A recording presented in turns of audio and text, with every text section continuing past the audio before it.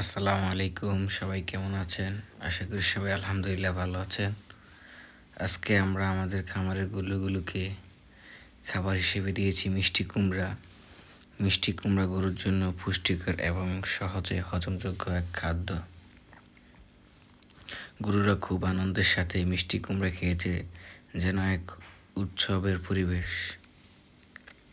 এভাবে মাঝে মাঝে এমন ভিন্ন ধরনের খাবার দিলে গরুর স্বাস্থ্য উন্নতি হয় এবং তাদের মনোভাবও ভালো থাকে।